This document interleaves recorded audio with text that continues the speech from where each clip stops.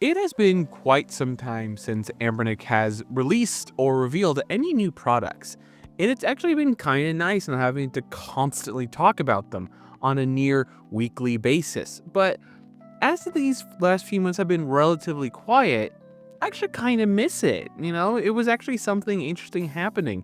Now all we talk about is how expensive the Switch 2 is. But Anbernic's most recent announcement is a delightful change of pace. The all-new Anbernic RG557 seems to be a device that is going to be supplanting the old Anbernic RG556, which is a device that I've had a complicated history with. I initially really didn't see the point of it because it wasn't at any significant advantage in any category. If you were wanting something like that, you were better served by other devices that were either slightly cheaper or just ever so slightly more expensive, because you're either saving quite a bit for something that essentially does the same thing, or you're spending ever so slightly more to get significantly better overall experiences. But with time, I settled on actually quite liking the 556. The AMOLED screen, at least at the time, was relatively unique amongst its competitors, which after using more AMOLED devices, it's actually incredibly beautiful, and it's a great way to experience a plethora of your favorite retro games on an OLED screen. It's truly just a phenomenal experience, and this device continues that trend. The new 557 looks practically, at least on paper, to be essentially the same handheld with just updated specs, which, if you look at the spec sheet, that's pretty much exactly what it is. If you remember the previous device's main specs, you would know it used the Unisoc T820 chipset, which, don't get me wrong, is a pretty solid chipset, though compared to what it was being put up against, it really wasn't a fair comparison.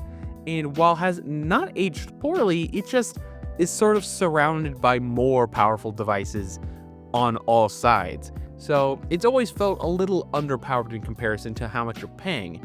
But the new handheld, the new 557, is using an all-new chipset, which I've actually never seen before in an emulation handheld.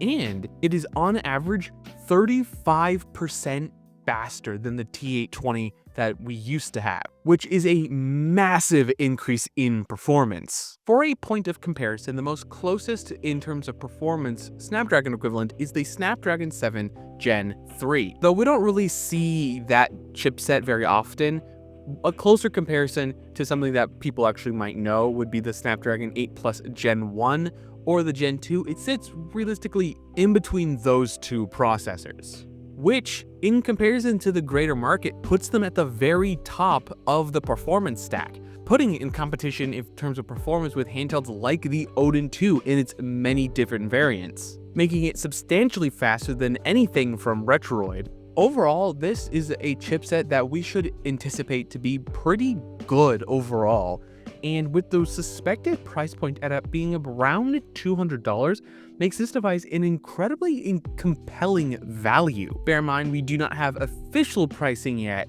but only being roughly $20 more expensive than the outgoing model honestly makes this device super compelling, having a very similar price point to the Retroid Pocket 4 and 5 devices, but significantly outperforming them, and on top of that, also having an OLED screen, which those devices don't have. Other specs of the device, it'll have 256 gigs storage with expandable microSD card storage, of course, a battery of about 5,500 milliamp hours, so basically about roughly 8 hours of total playtime. It also has something called an anti-magnetic capacitive joystick. I think that's just a fancy way of saying Hall effect without saying Hall effect.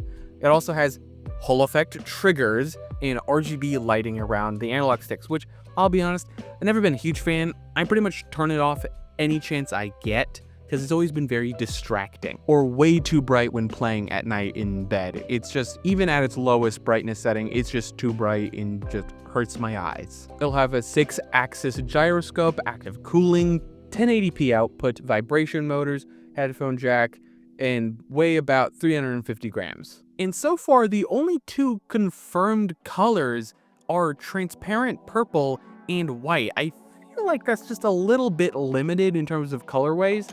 I don't personally care all that much, I really like the transparent purple, but I just feel like it's just a weird two options. Usually you have like a black or something like that, but no, it's white or transparent purple, and it's not transparent white or clear or anything like that. It's just white, which I might think looks kind of bad. At least make it like a gray or something. Aesthetics aside, this is going to be a pretty awesome handheld, and if it maintains true at its rumored price of about $205, that would be an incredible shakeup to the emulation handheld market, making this handheld a compelling choice above so many other handhelds.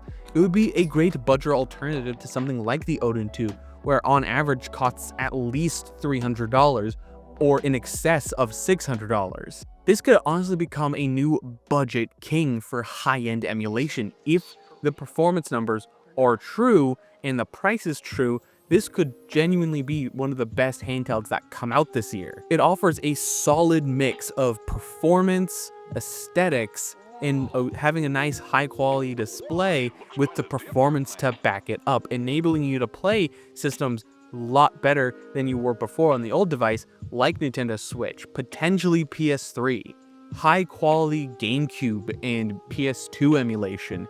The sky is realistically the limit at this price point and performance cap. I definitely see you being able to emulate Windows on this device. It is going to be an amazing handheld when this thing eventually comes out, but hopefully things like tariffs or anything don't necessarily affect this device too much, hopefully, and it maintains that leaked price. This whole device's, I think, life really does hinge on it maintaining that $205 price point. The moment it becomes another $300 device, it loses that value proposition. You might as well just buy an Odin, which would be on paper just a little bit faster and have a greater degree of emulation optimization. So if this turns out to end up being like a $300 or $250 device, you might be better served by the mainstays in this community, that being the Odin and some devices from iNeo. But if this device sits between like the $205 and the $230 price point, I still think that would be a pretty solid choice, though maybe not the most value optimized. It still would be a very solid choice, and I wouldn't ever think twice about buying that device for that price point, because to me that would be worth the sacrifice of paying a little bit more, because overall this is a very well-rounded device. I would love to hear what you guys think about this. Are you excited that Anbernic is finally releasing a successor to the 556? Is this a device you would at all be interested in, considering so many devices are coming out so soon? The Legion Go S comes out with SteamOS in May. The Switch 2 comes out in June, which is only 2 months and some change away. Leave that all down in the comments down below. I would love to hear what you guys think. Don't forget to leave a like, comment, and subscribe. All of those social media groups down below. And last but not least, have a wonderful day.